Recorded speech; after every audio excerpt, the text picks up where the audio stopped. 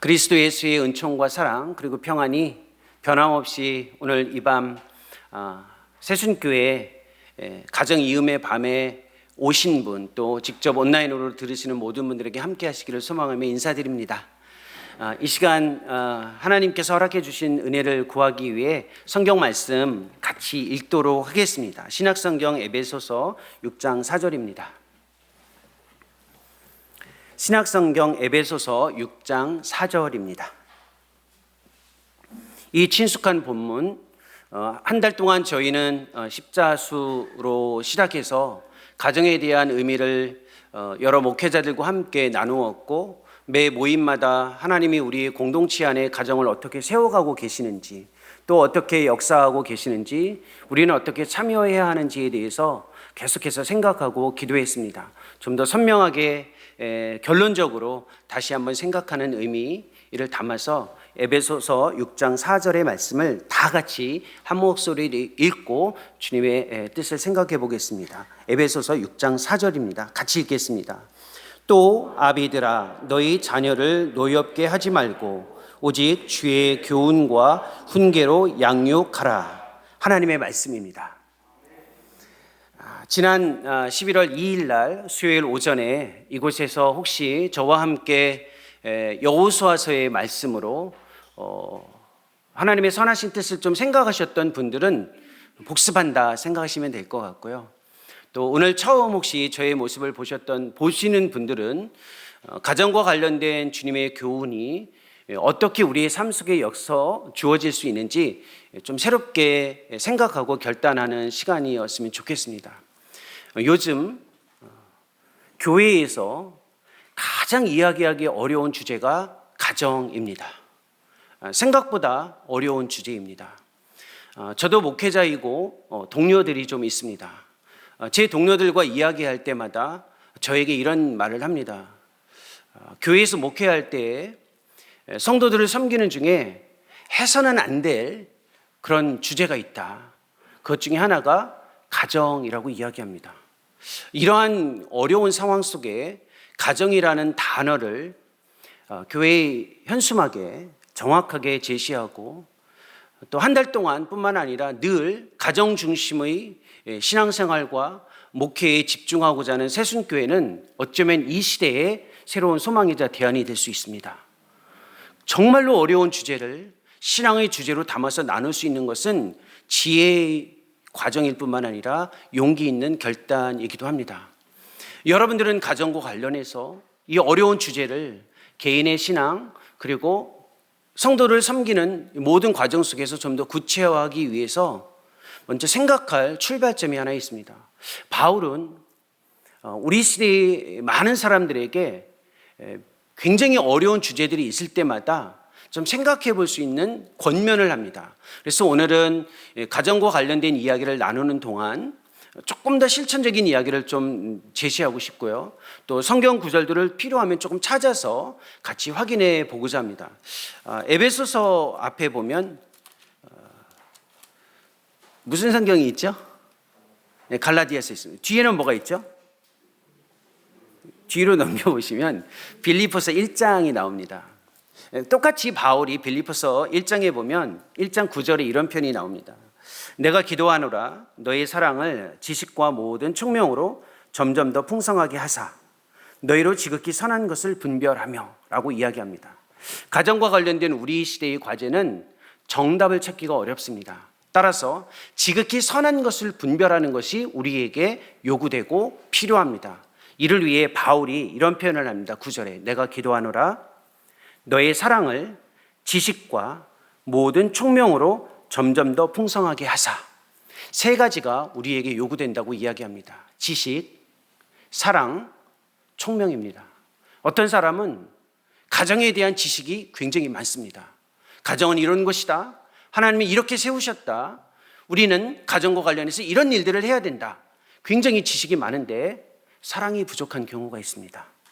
너무 사랑이 부족해서 그 지식이 아까운 분들이 좀 있습니다. 반대로 사랑이 늘 마음에 가득한데 가정에 대한 성경적 가르침에 대한 지식이 좀 부족한 분들이 있습니다.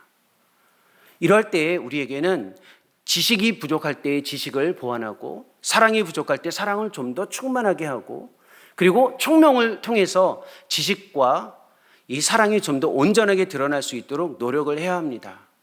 에베소서 6장에서 나와 있는 이 자녀에 대한 이 명료한 가르침, 우리가 함께 읽었던 이 에베소서 6장 4절에 자녀를 노엽게 하지 말고 오직 주의 교훈과 훈계로 양육하라라는 이 구절이 여러분들이 지금 가정에서 부모의 위치에 있을 수도 있고 자녀의 위치에 있을 수도 있습니다.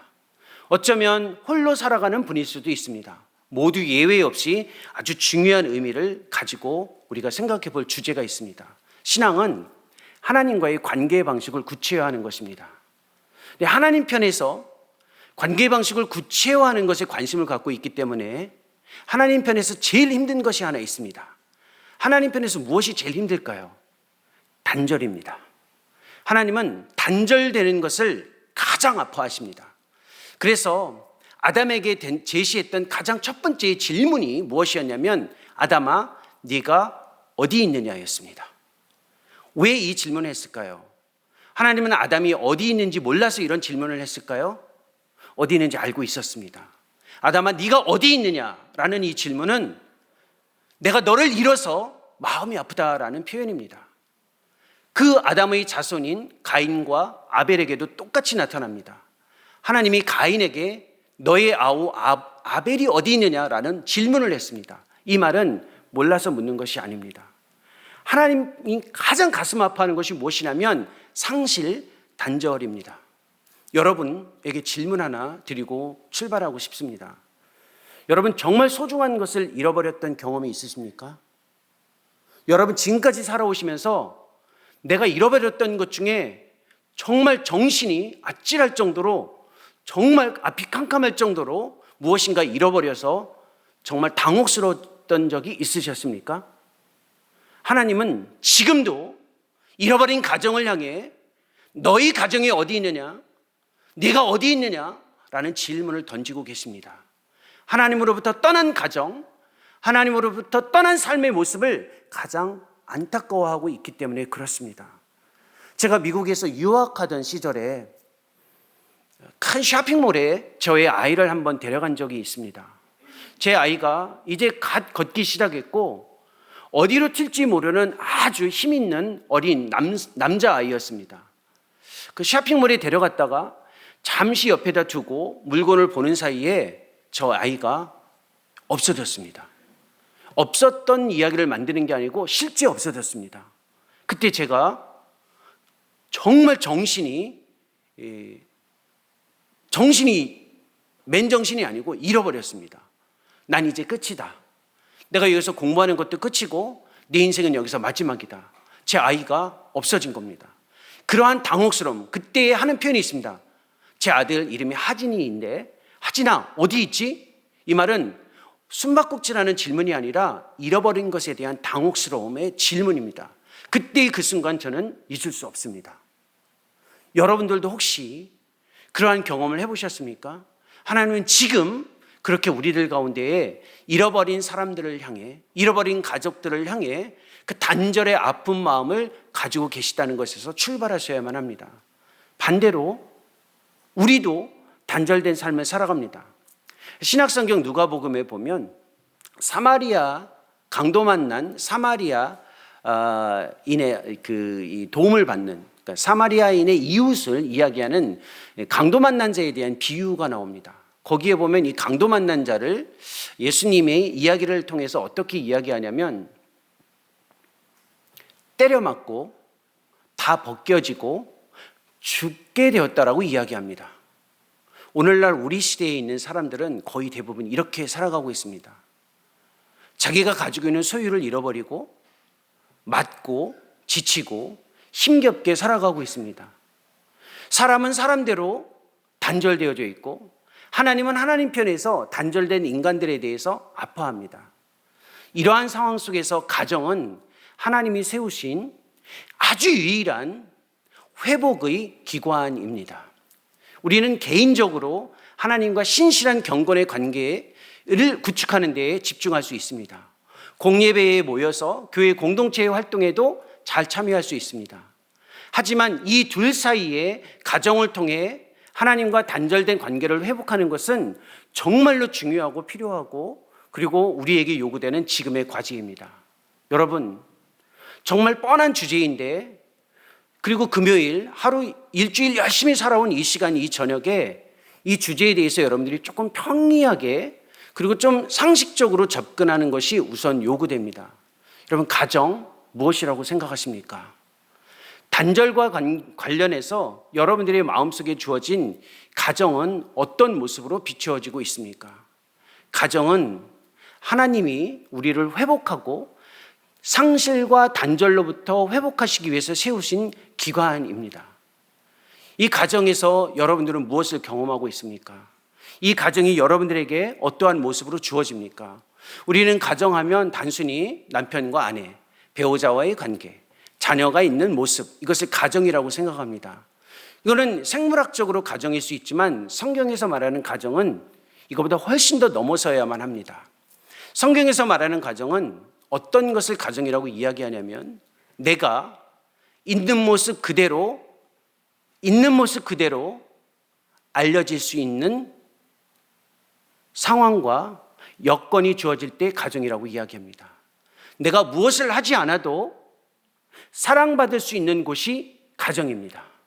가정은 단순히 내가 누구와 함께 살아가느냐보다 더 중요한 것이 있습니다.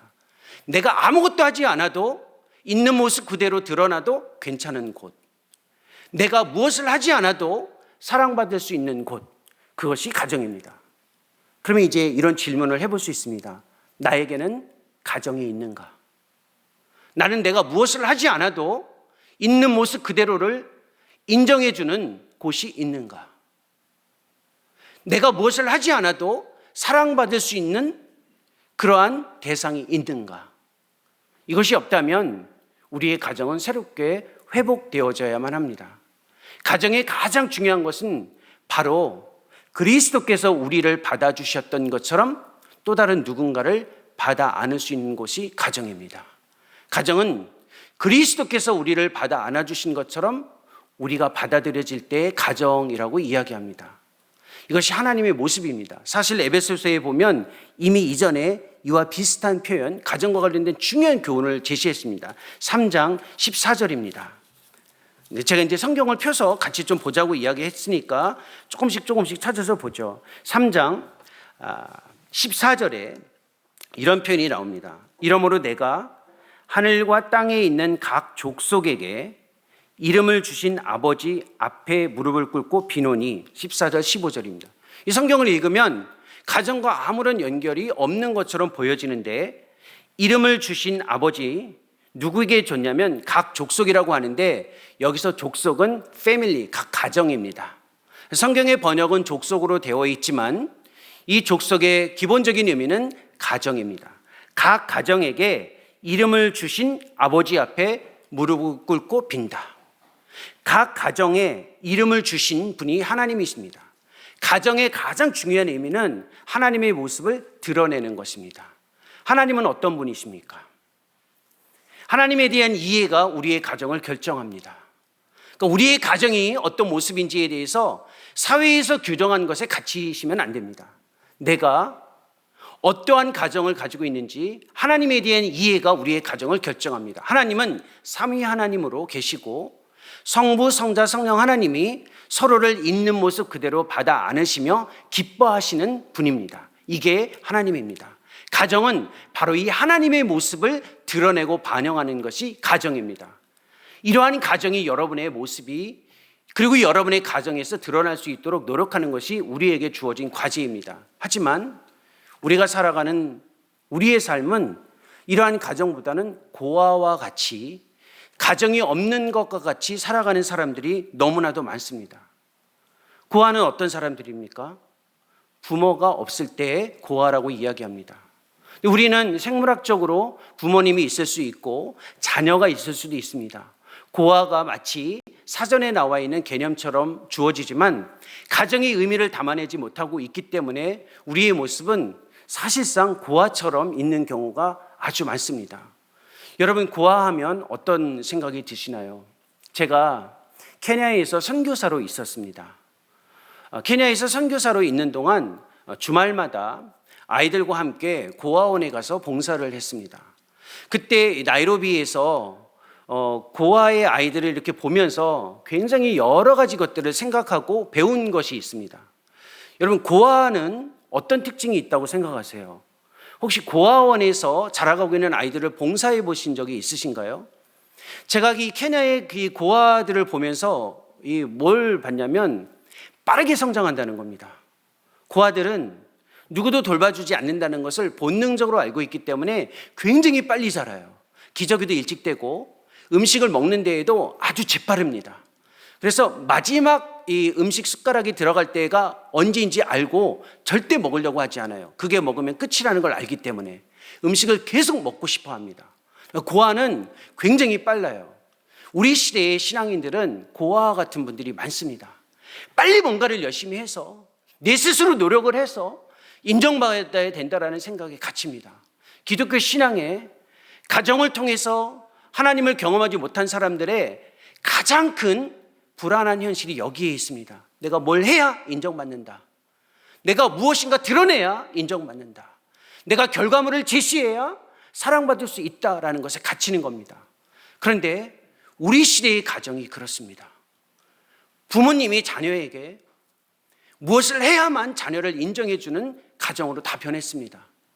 뭔가 잘해야 우리 부모가 나를 인정해준다라는 생각에 갇히면 겉으로는 부모가 있지만 실제의 삶은 고아와 같은 삶을 살아가는 것입니다.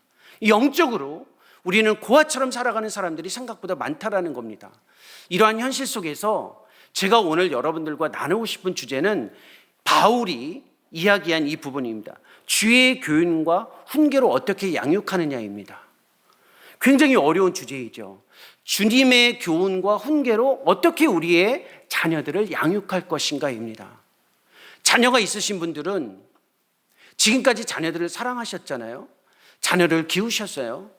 그럼 주의 교훈과 훈계로 양육한다라는 것을 다시 한번 생각해 볼 필요가 있습니다. 자녀들은 내가 어떻게 주의 교훈과 훈계로 양육을 받아야 할지에 대해서 다시 한번 생각해 볼 필요가 있습니다. 주의 교훈과 훈계는 무엇일까요? 바울이 이야기한 주의 교훈과 훈계는 그리스도께서 보여주셨던 가르침의 방식입니다. 그럼 그리스도께서 어떻게 가르쳤는지, 무엇을 통해서 사람들에게 가정의 메시지를 제시해 주는지를 생각해 봐야만 합니다. 가정과 관련된 주제를 성경에서 찾을 때 많은 분들이 성경은 가정과 관련된 직접적인 이야기를 하고 있지 않다.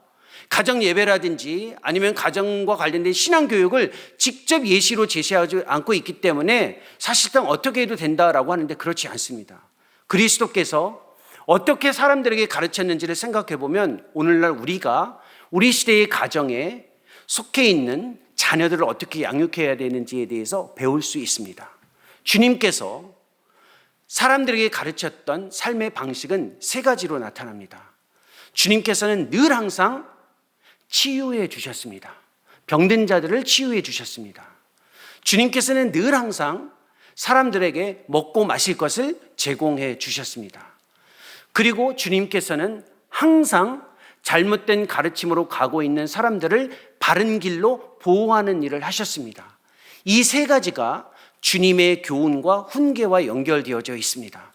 주님이 사람들에게 보여주셨던, 그리스도께서 이 세상을 살아가면서 보여주셨던 바로 이 세 가지, 치유, 양분을 공급해 주는 것, 잘못된 가르침으로부터 보호해 주는 이 세 가지는 오늘날 우리가 우리의 가정에서 자녀들과 함께 주의 교훈과 훈계로 양육하는 방식과 연결되어져 있습니다.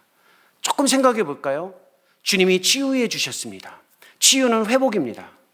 가정은 그리스도께서 사람들을, 자녀들을, 그리고 가족 구성원들을 회복해 주시는 아주 중요한 위치 그리고 역할을 담당합니다. 문제가 있습니다. 어떻게 치유되는지는 알 수 없다는 겁니다. 치유는 은혜로 주어집니다. 혹시 의사 선생님들이 계시면 이 표현을 아실 겁니다. 의사 선생님들은 병을 낫게 할 수 있는 능력을 가진 분이 아닙니다. 주의 깊게 들으십시오. 병을 낫게 할 수 있는 능력을 의사 선생님들이 가지고 있지 않습니다. 병을 나을 수 있도록 그리스도께서 치유를 해나가실 수 있도록 참여하시는 역할은 할 수 있습니다. 가정의 역할은 여기에 있습니다. 함께 있을 때 그리스도께서 치유해 주십니다. 어떻게 치유해 주는지 우리는 알 수 없습니다. 다만 함께 있는 곳에서 그리스도께서 치유해 주시는 역사를 경험합니다. 따라서 가족 구성원이 함께 있을 때 그리스도의 치유가 신비스럽게 주어지는 것에 대한 인정이 중요합니다. 두 번째는 양분을 공급해 주셨던 사역을 가정에서 경험하는 것입니다. 가정은 자녀들이, 가족 구성원들이 먹고 마시며 힘을 얻을 수 있는 아주 기본적인 일을 감당하는 것입니다. 이것이 가정에서 굉장히 중요합니다.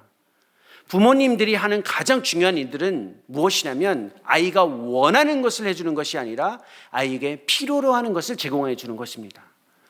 제 아이가 선교지에 있을 때 라면을 굉장히 좋아했습니다.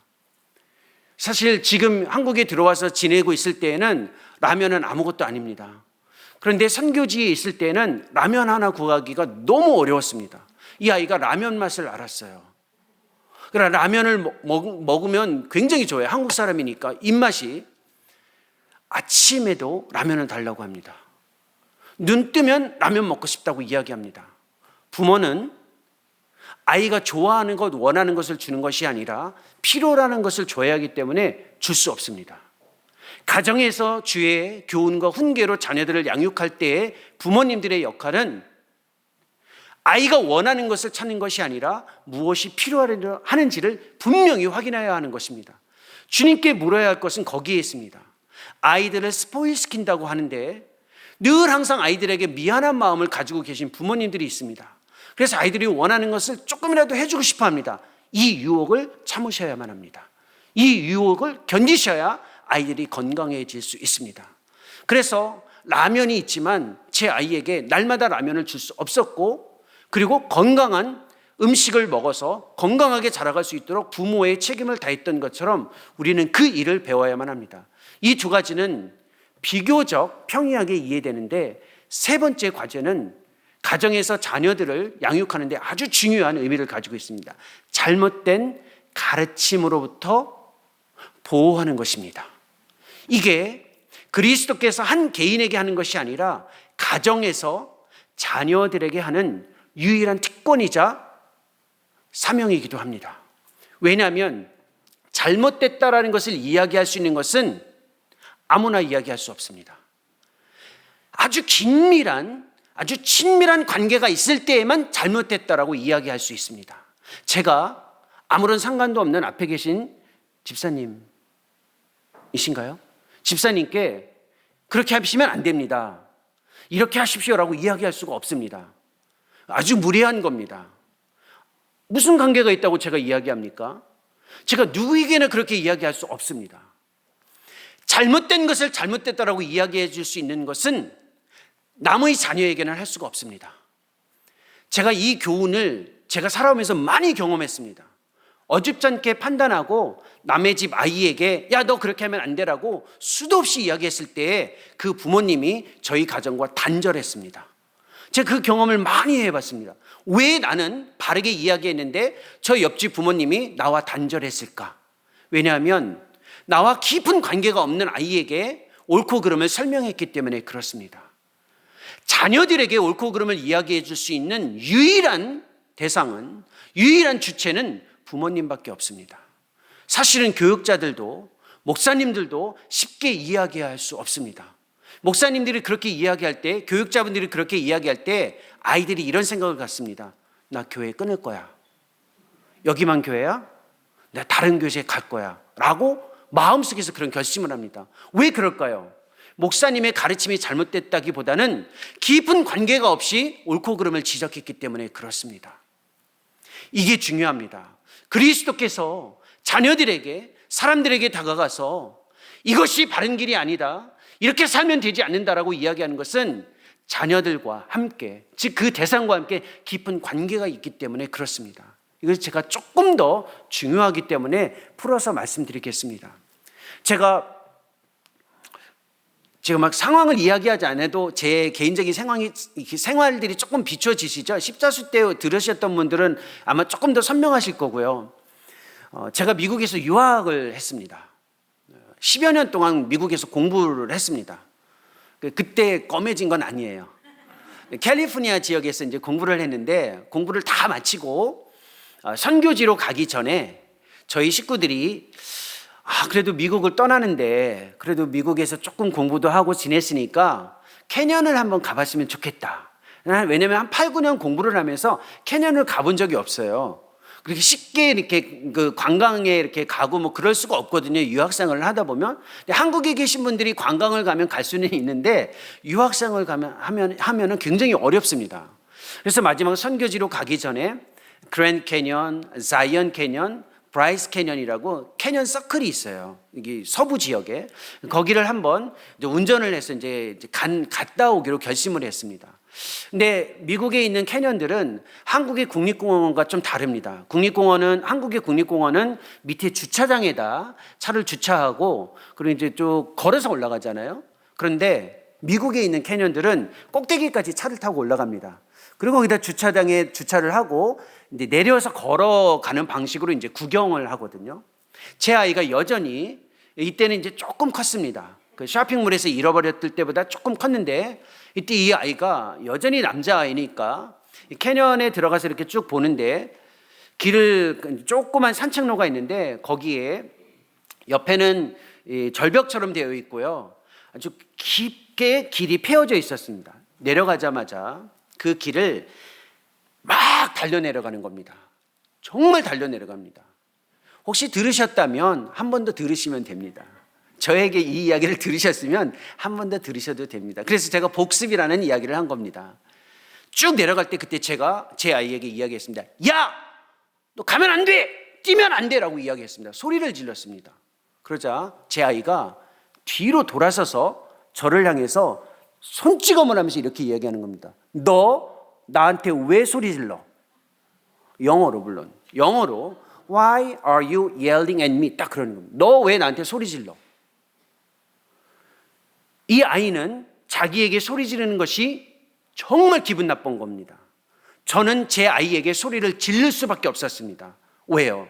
이 아이가 발을 한번 잘못 내디디면 낭떠러지에 떨어져서 죽습니다. 그러니까 부모이기 때문에 소리를 지르고 가면 안 되라는 이야기를 할 수 있었습니다. 제 아이는 그 소리가 정말로 듣기 싫은 소리로 들려진 겁니다. 우리는 하나님 앞에서도 그렇게 살아오지 않았습니까? 하나님이 말씀을 통해서 이렇게 살아야 된다라고 이야기할 때 무시했습니다. 왜 하나님 따뜻하게 사랑해줘도 되는데 왜 굳이 이래라 저래라 말씀하십니까? 하나님 정말 우리를 사랑해 주신다면 내가 원하는 거 다 들어주셔야 되지 않습니까? 라고 할 때 주님께서는 안 된다. 그렇게 하면 안 된다라고 이야기했습니다. 왜 그랬을까요? 우리를 사랑하시기 때문에 그렇습니다. 우리를 살려야 하기 때문에 그렇습니다. 우리를 생명 안에 살아가도록 우리를 보호하셔야 하기 때문에 그렇게 말씀을 통해서 이야기해 주셨습니다. 제 아이에게 저는 유일하게 소리를 지를 수 있는 대상입니다.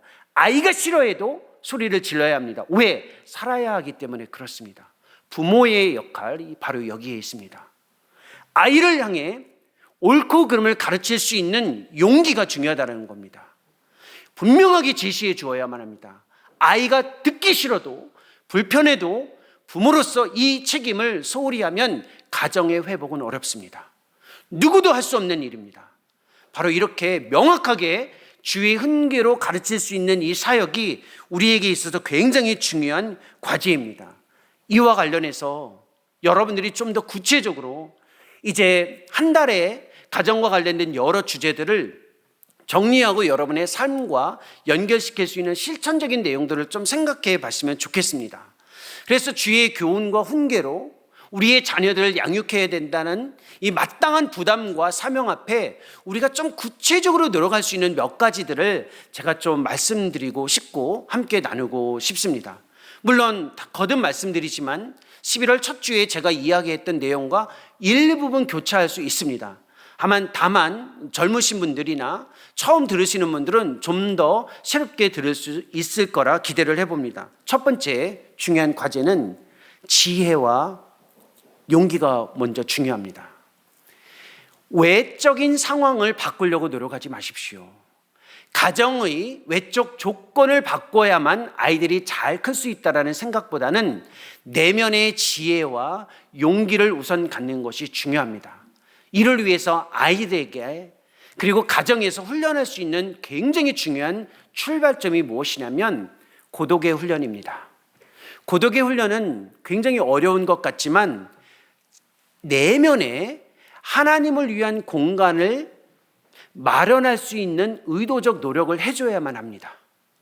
하나님이 위치하는 그 자리가 우리의 내면에 있다.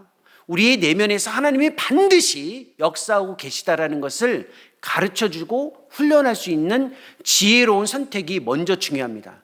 그러니까 가정의 외적인 상황을 먼저 바꾸려고 노력하지 마시고 내면에서 하나님을 인정하기 위해 먼저 노력하십시오. 이를 위해서 아주 중요한 출발은 안식입니다. 안식은 쉬는 훈련인데 이 쉬는 훈련이 어떻게 자녀 교육과 연결되어졌는지를 좀 설명해 드리겠습니다. 쉰다라는 것, 안식한다라는 말은 하나님의 은혜에 우리가 참여한다라는 겁니다.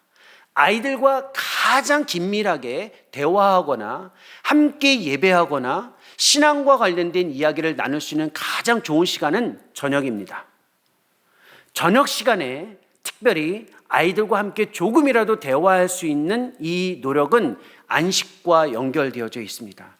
특별히 이 창세기부터 주어져 있는 은혜의 방식을 아이들에게 가르쳐 주는 것이 중요한데 창세기에 보면 하루의 일과의 단위가 이렇게 시작됩니다. 저녁이 되고 아침이 되니 하루가 지났더라 이런 표현이 나옵니다. 우리는 하루의 시작이 언제인가요? 아침이에요. 그렇죠? 그러나 성경의 하루의 시작은 아침이 아니라 저녁입니다. 왜 저녁이 하루의 시작일까요? 혹시 생각해 보신 적 있으신가요? 저녁이 하루의 시작인 이유는 저녁 때는 잠을 자기 위해 준비하는 시간입니다. 우리는 아무것도 하지 않는다는 겁니다. 우리가 아무것도 하지 않을 때에 눈을 떠보면 이미 하나님께서 수없이 많은 일들을 하셨고 우리에게 새로운 날들을 선물로 주십니다. 이것을 받아들이는 훈련을 할 때에 하나님 안에서 자녀에게 이야기할 수 있습니다. 안식에 대한 훈련을 가르쳐 주셔야 됩니다. 자녀들에게 특별히 쉴 수 있는 시간을 먼저 보장해 주셔야만 합니다. 자녀들이 하나님의 은혜로 자기 자신의 삶이 이루어질 수 있다는 것을 명확하게 가르쳐 주는 것이 아주 중요하고 필요한 과제입니다. 이러한 출발을 가지고 있을 때 자녀들과 함께 할 수 있는 몇 가지 중요한 실천들이 있습니다. 자녀들을 가르치실 때 또 주의 교훈과 훈계를 양육하실 때 선택과 결정을 할 때에 주님을 만나게 하는 것보다 삶의 방식에서 주님을 만날 수 있도록 노력하십시오. 다시 한번 말씀드립니다. 주님을 만날 때에 어려운 일이 있거나 중요한 일이 있을 때 주님을 찾으라고 하지 마시고 평소의 삶의 방식에서 주님을 따르는 일을 가르쳐 주시고 그것을 제시해 주셔야만 합니다. 세속주의라는 신앙관은 하나님을 거부하는 것이 아니라 중요하다고 생각하는 일에서만 하나님을 만나고 싶어하는 것입니다. 히브리서에는 어떤 이들의 즉 모이기를 패하는 어떤 이들의 습관과 같이 하지 말라고 이야기합니다. 우리가 주님을 늘 찾을 때 특별한 일이 있어야 주님을 찾는다. 내가 중요한 사안이 있을 때만 주님을 찾으려고 노력하는 사람들이 너무나도 많습니다. 아이들에게 이걸 가르쳐 주시면 안 됩니다. 너 중요한 일이 있지? 이때 하나님을 찾아라. 보다 더 중요한 것이 있습니다. 평소에 삶의 방식을 하나님과 연결시키는 것이 중요한 일에서 하나님을 찾게 하는 것보다 더 중요합니다.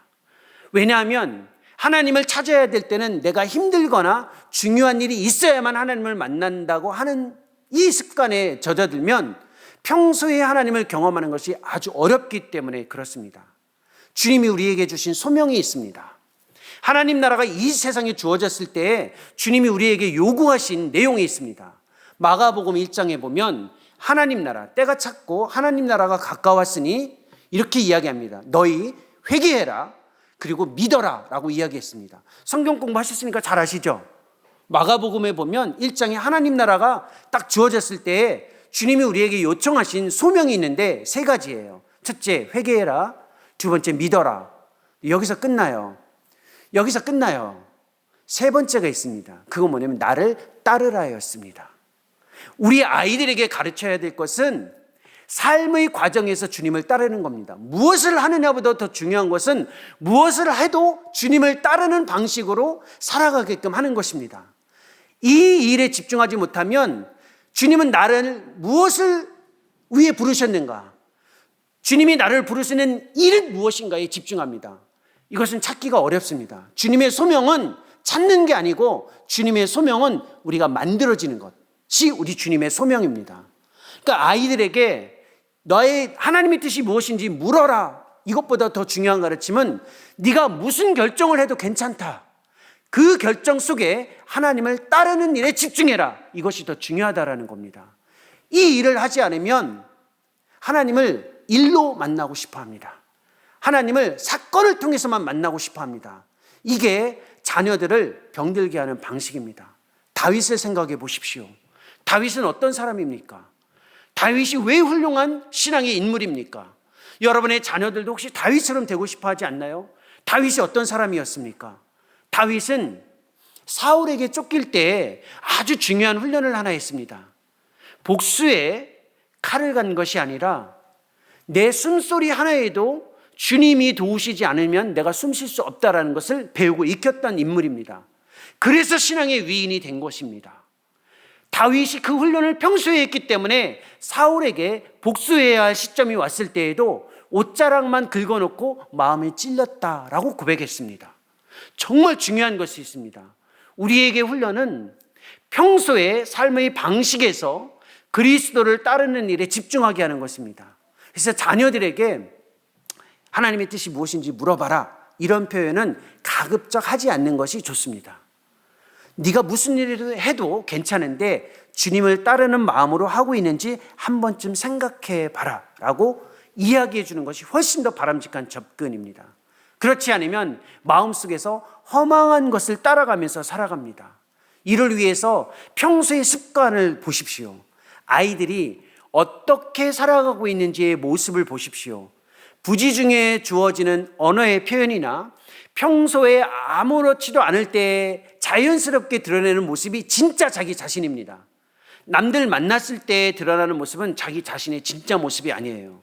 사실 여러분들이 저를 볼 때 지금 비춰지는 모습은 굉장히 형식적입니다. 이 형식적인 위치에서 만나기 때문에 제가 이런 줄 알지만 제가 집에서 어떤 사람인지 아세요? 제가 제 아내에서 어떻게 재롱을 피우고 제가 집에서 어떻게 그냥 살아가고 있는지 모르시잖아요. 그게 진짜 저의 모습이에요. 그 방식을 평소에 잘 훈련하는 것이 특별한 일이 있을 때 저의 모습을 드러내는 것보다 더 중요하다는 겁니다. 그러기 위해서 집안에서 스마트 장비를 특별히 염두에 두셔야만 합니다. 왜냐하면 우리의 모든 습관은 스마트폰과 스마트 TV와 연결되어져 있기 때문에 그렇습니다. 그래서 제가 지혜와 용기가 필요하다고 이야기하는 겁니다. 우리 사회에서는 어떤 장비를 가지고 있으면 그것을 최대한 활용할 것을 이야기합니다. 기독교인은 반대입니다. 최대한 활용하는 것이 아니라 필요로 하는 것에서만 쓸 수 있도록 제한해 주셔야만 합니다. 스마트 TV가 있다고 해서 그 기능을 다 쓸 필요는 없습니다. 필요할 때만 시청하는 겁니다. 필요하는 시간에만 켜놓는 것입니다. 평소에 어떤 언어를 쓰는지 어떻게 살아가는지 평소의 모습에 집중해서 자녀들에게 접근하는 것이 되게 중요합니다. 이것이 삶의 과정에서 특별한 일로 주님을 만나는 것이 아니라 방식에서 주님을 만나게 하는 굉장히 중요한 가르침입니다. 더 중요한 가르침이 또 하나 있습니다. 자녀들을 정말 잘 가르치시려면 배우자와의 사랑에 좀 더 집중하셔야만 합니다. 늘 들으셨던 말일 겁니다. 자녀를 가르치기 위해 의논하지 마십시오. 자녀를 잘 양육하기 위해 둘이 배우자끼리 협력하시기 위해 의도적으로 노력하지 마시고요. 오히려 두 분이 충실하게 사랑하기 위해 더 노력하십시오. 정말 자녀를 잘 양육하시는 분들의 특징이 있습니다. 배우자와의 사랑의 모습이 너무 선명하다라는 것입니다. 그러니까 자녀를 잘 양육하시는 분들의 특징은 남편과 아내의 관계가 충실합니다. 지금이라도 늦지 않았습니다. 사랑의 표현을 적극적으로 하는 것이 중요합니다. 우리나라는 너무나도 형식적이고 이 지방색이 드러나가지고요. 경상도에서 오신 분들은 알지. 저는 경상도 사람이 아니라 흉내를 못 냅니다. 표현하면 가치가 떨어진다고 생각합니다. 구체적으로 표현하면 의미가 상실된다고 생각하는데 신앙은 반대입니다. 표현할수록 선명합니다. 그래서 아마 사랑의 언어라는 이 교육을 받아보셨을 겁니다. 나의 배우자가 어떠한 사랑을 좋아하는지를 늘 연구하셔야만 합니다. 좋은 말 한마디 듣기 원하는 사람에게 선물을 아무리 좋은 선물을 갖다 줘도 별로 도움이 되지 않습니다.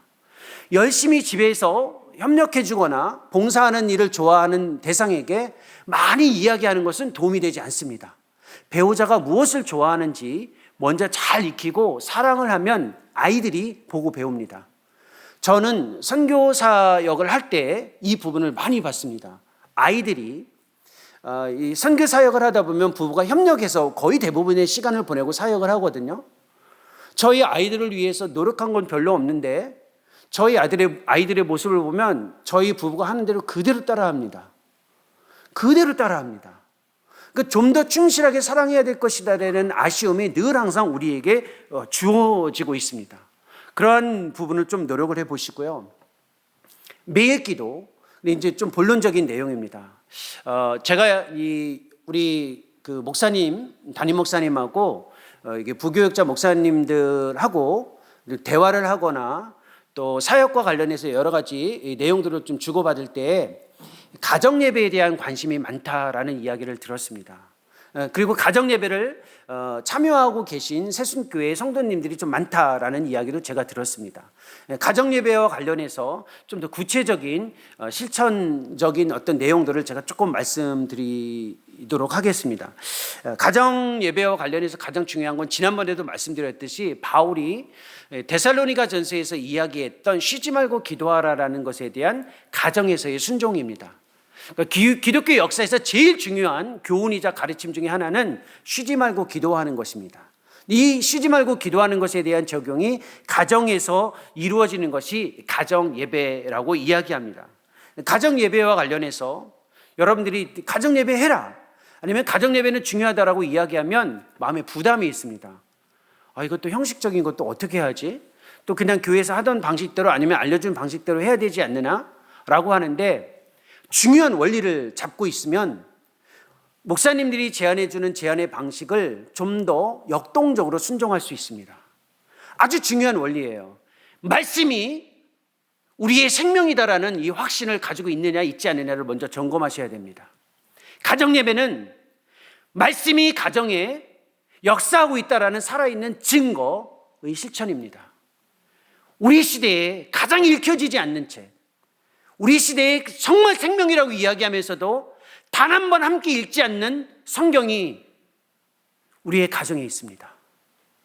성경 말씀이 정말 하나님의 말씀이라면 아이들을 위해서 성경을 읽어주는 것이 아니라 아이들과 함께 읽어야만 합니다. 성경이 정말 하나님의 말씀이라고 확신하신다면 세상에서 어떠한 무엇보다도 이 말씀을 가정에서 함께 읽어나가는 것이 중요합니다. 이것은 다른 대안이 없습니다. 다른 선택이 없습니다. 함께 말씀을 읽는 것, 말씀을 함께 기도하는 것, 말씀의 가르침을 따라 함께 나누는 것보다 대신할 수 있는 어떠한 선택도 없습니다. 이를 위해 반드시 말씀을 가족 구성원이 함께 읽어야 된다는 것은 타협 불가의 원칙입니다. 이거는 다른 대안이 없습니다. 어디에서 읽을 것이냐 중요합니다. 식탁보다는 거실이 좋습니다. 왜냐하면 좀 더 의도적으로 접근할 수 있기 때문에 그렇습니다. 시간은 자율적이지만 가족 구성원이 가장 많이 함께 모이는 시간이 좋습니다. 조금이라도 단 한 번이라도 말씀이 생명이라면 가족 구성원들과 함께 말씀을 읽어보신 적이 있으십니까?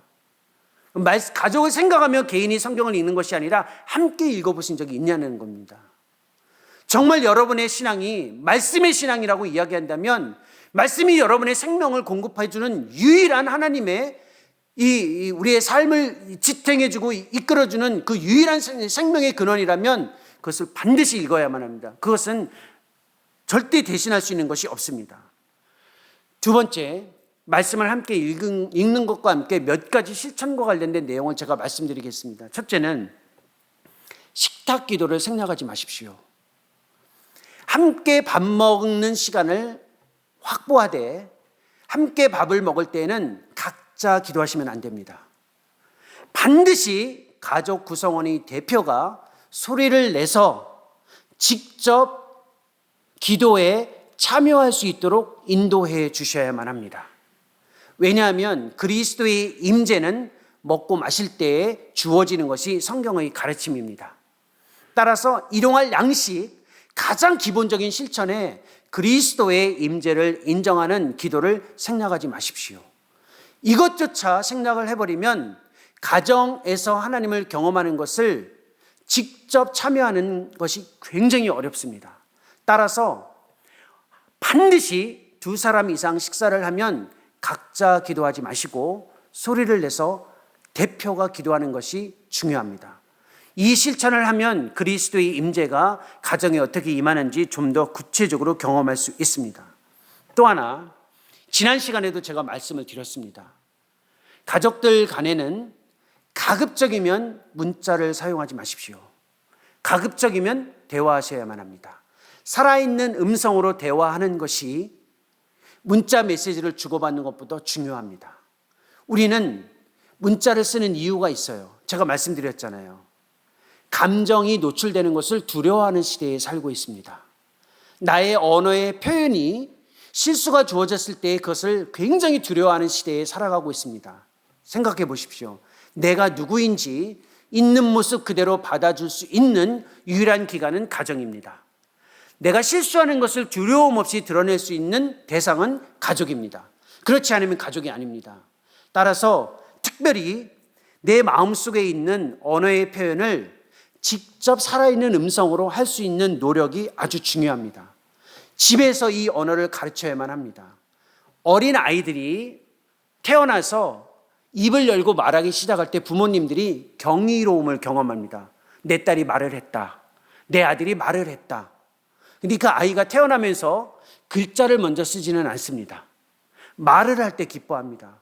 그리고 그 말을 할 때 잘 자라고 있다라고 확신합니다. 이 경험을 우리 시대는 생략하고 있습니다.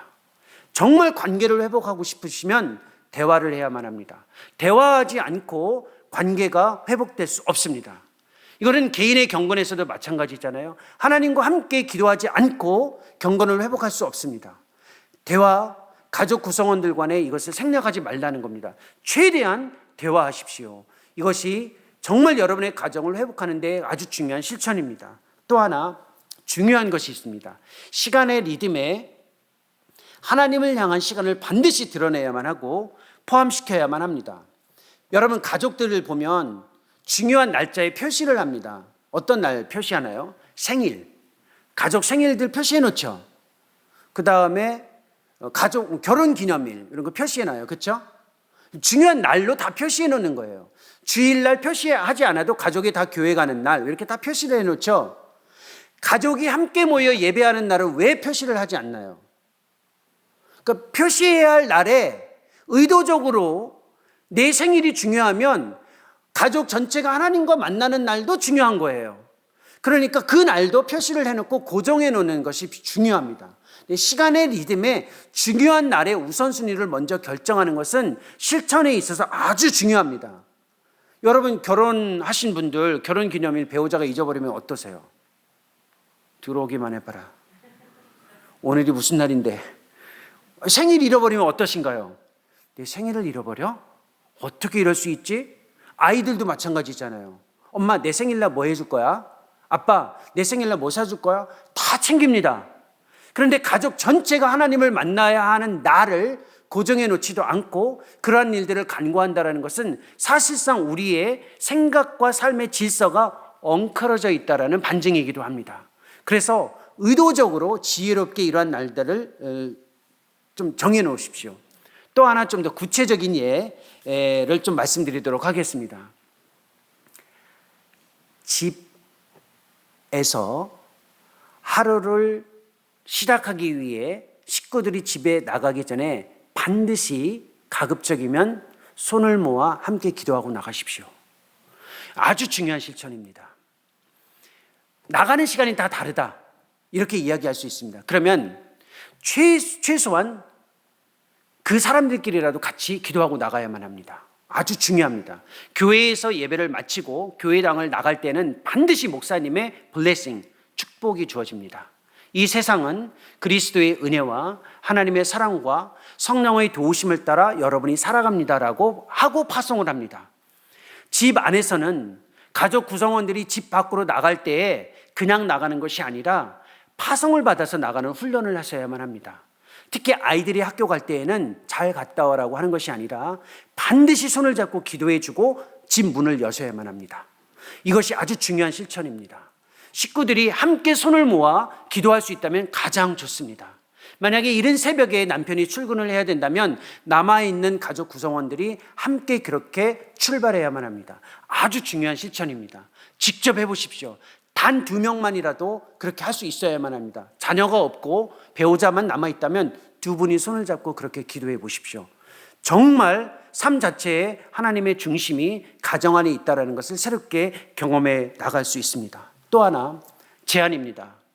집안에서는 늘 항상 어떻게 소비할 것인가에 대해서 관심을 갖습니다.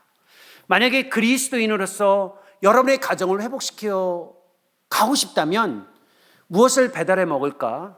무엇을 온라인 쇼핑에서 살 것인가에 집중하는 만큼 우리가 무엇인가를 섬길 것인가? 무엇인가를 창조적으로 일할 것인가에 대해서도 의논해 보십시오. 한 달에 홈쇼핑 10건을 한다면 한 달에 2건 정도는 무엇인가 섬기는 일과 창조적인 일을 한번 해보시라는 겁니다. 가족 전체가 필요한 물건을 사는 일에 집중하는 것이 있다면 가족 전체가 함께 모여서 누군가를 섬기는 일에 단 한 번이라도 참여해 보시는 기회를 마련해 보라는 겁니다. 이것은 창의적으로 가정이 하나님의 섬김 안에 있다는 것을 제시해 주는 아주 중요한 방식입니다. 이러한 창의적인 아이디어를 통해서 가정 자체의 회복을 위해서 노력하면 도움이 될 수 있습니다. 사실상 어려운 과제였는데 저희 가정이 케냐에서, 저는 사실은 케냐에서 고아원 사역하러 들어간 건 아니었습니다. 근데 저희 가족이 주말마다 고아원에 가서 사역한 것은 맞습니다. 이유가 있습니다. 우리가 늘 항상 받는 데에 집중하는데 우리 가족이 누군가를 위해서 하는 일은 무엇이 있느냐에 답할 수 있는 것이 없었습니다. 그래서 아이들이 초등학교 다니고 중학교 다닐 때에 토요일마다 고아원에 가서 빨래를 널어주거나 어린아이들에게 음식을 주는 일을 도왔던 겁니다. 여러분의 가정은 어떻습니까? 배달의 민족, 요기요를 통해서 얼마나 많이 시켜 먹습니까? 쿠팡이나 또 다른 채널을 통해 가지고 얼마나 많이 홈쇼핑을 하고 계십니까?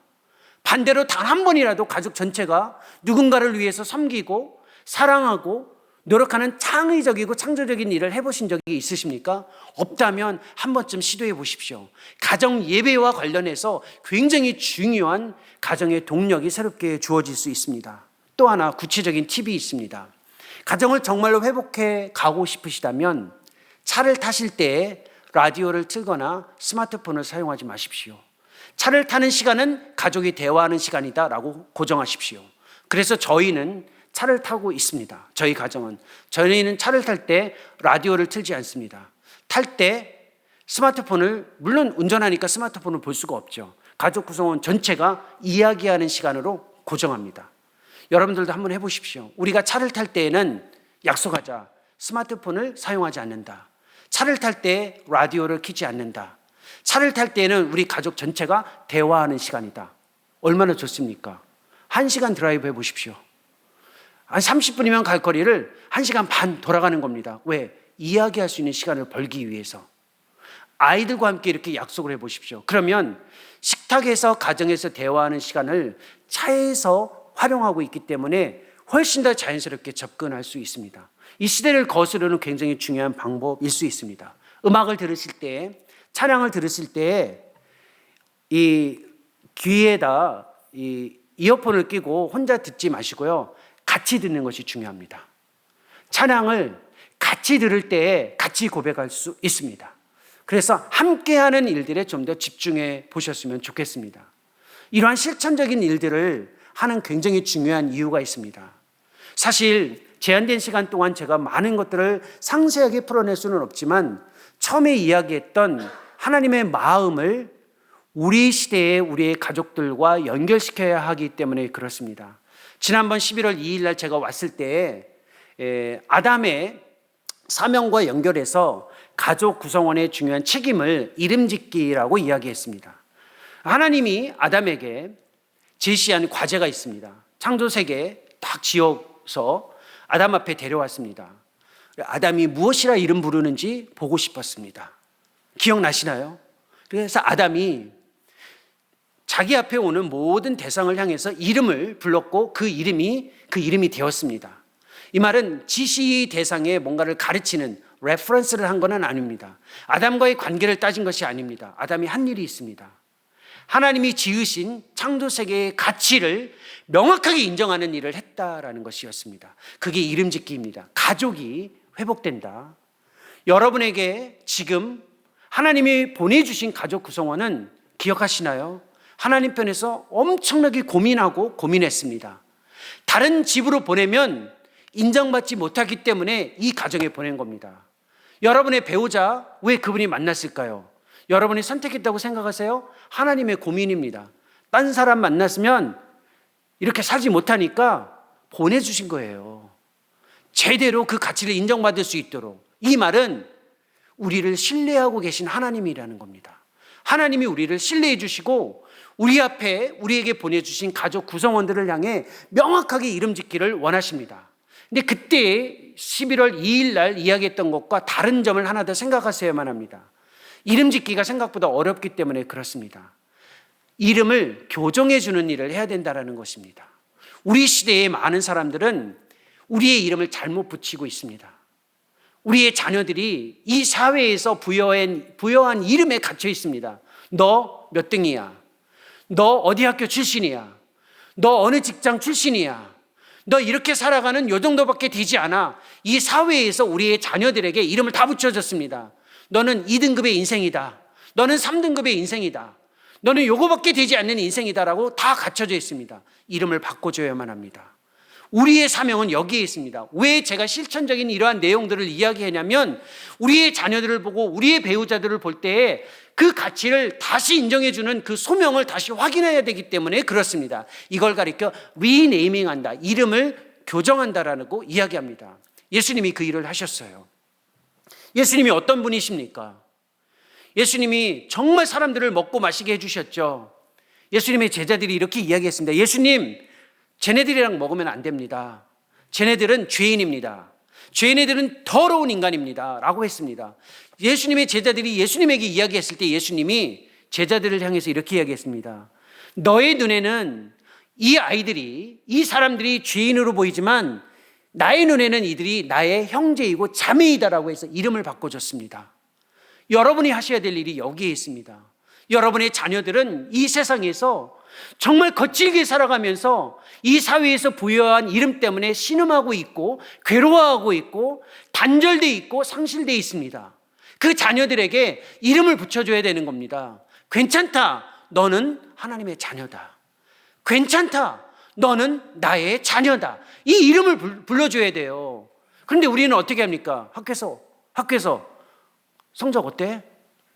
너 지금 어떻게 지내고 있어? 공부는 어때? 현실이에요. 여기에 갇히지 말라는 겁니다. 못할 수 있잖아요. 다 1등 할 수는 없잖아요. 그것이 축복은 아니거든요. 만약에 그 카테고리 안에 갇혀 있다면 그 안에 들어가지 못하는 사람들은 다 나고자가 되어야만 하잖아요. 그렇지 않습니다. 이름을 바꿔주셔야 돼요. 예수님이 죄인, 세리, 창기들을 향해 내 형제요 자매다라는 이름을 바꿔주셨어요.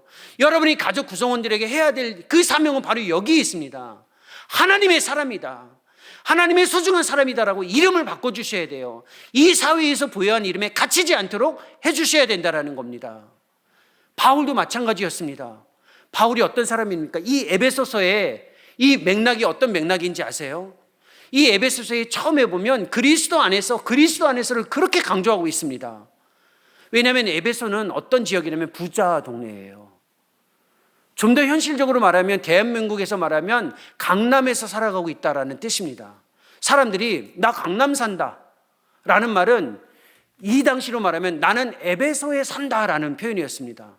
에베소 사람들이 그렇게 자랑했어요. 나는 에베소에 산다. 나는 에베소에 산다. 이 말은 나는 부자다.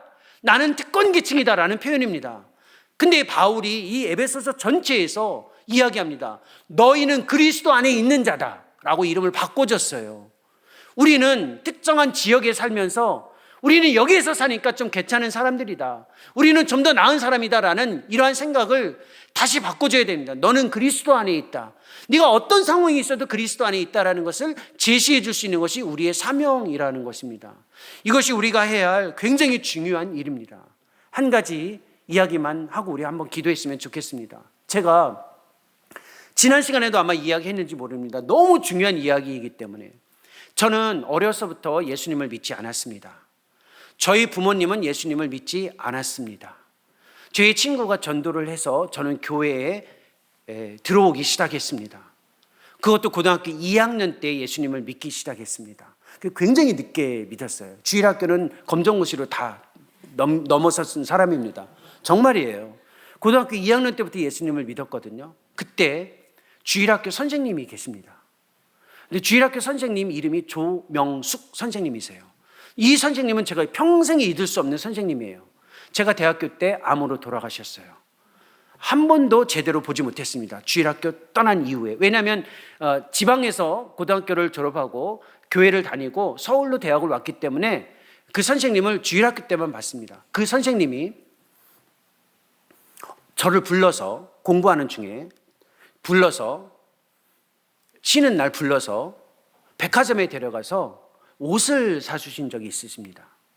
이게 무슨 맥락이냐면 저희는 학교에 교복을 입고 다녔는데 고등학교 때 주일날 교회 갈 때는 교복을 입을 수 없잖아요. 사복을 입는데 제가 옷을 입고 교회를 가는데 교회를 가다가 문턱에 걸려있는 못에 옷이 이렇게 찢어진 겁니다. 이 찢어진 걸 보시고 선생님이 아무 소리도 하지 않으셨다가 월요일 날 쉬는 날이었어요. 저를 불러서 저에게 옷을 사주셨습니다. 근데 제가 아주 단순한 일인데 제가 그때 깜짝 놀랐습니다. 선생님, 왜 저한테 옷을 사주시나요? 그런데 이 선생님이 저한테 이렇게 이야기했습니다. 믿음으로 낳은 아들 종훈아. 깜짝 놀랐습니다. 믿음이 이제 주어지기 시작했던 저에게 그 선생님이 저에게 이렇게 이야기했습니다. 젊은 여성 선생님이세요. 아주 젊은 분이세요. 믿음으로 낳은 아들 종훈아. 그 한마디가 제 인생을 완전히 바꿔놓았습니다. 나는 누군가의 믿음으로 낳은 아들이 될 수 있구나. 그때부터 제 정체성은 하나님이 믿음을 주셨고 하나님의 아들로 살아갈 수 있다라는 새로운 결심과 확신과 인생의 비전이 바뀌어졌습니다. 어떻게 나를 아들이라고 부를 수 있을까? 어떻게 나를 아들이라고 부를 수 있을까? 그 신비스러운 경험에 인생이 바뀌어졌습니다. 여러분은 가슴에서 여러분의 자녀들을 어떻게 부르고 계십니까? 늘 안타까워하십니까? 늘 섭섭하십니까? 여러분의 배우자를 보시면서 마음속에 무슨 생각을 하십니까?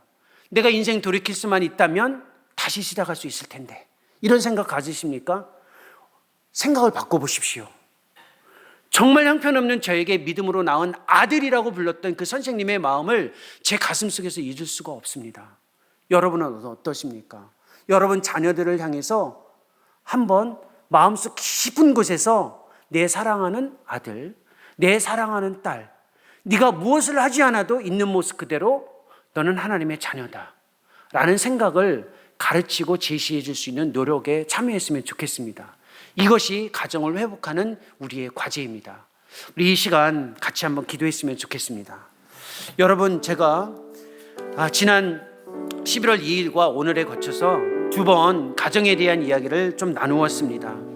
여러 가지 이야기들을 제시했지만 제 마음속에 여러분들에게 전해드리고 싶었던 핵심은 바로 상실, 단절을 정말로 싫어하시는 하나님의 마음이고 우리의 모습이 무엇인가를 해야만 인정받는 것이 아니라 있는 모습 그대로 우리를 받아 안아주셨고 우리를 사랑해 주셨던 그리스도의 그 모습을 내가 직접 경험하면서 내 주변에 있는 나의 배우자, 나와 함께 살아가고 있는 자녀들에게 바로 그 모습을 드러내고 그리고 실천하기를 원하는 마음입니다. 여러분 배우자 그리고 여러분 자녀들을 향해 있는 모습 그대로 받아 안아줄 수 있고 있는 모습 그대로 사랑할 수 있고 그리스도께서 받아주셨던 것처럼 그들을 받아 안기 위해 함께 성경을 읽고 함께 신앙의 대화를 나누고 함께 살아가야 된다는 이 소명을 생각하면서 주님 앞에 우리의 마음을 내어드리며 같이 한번 기도하겠습니다.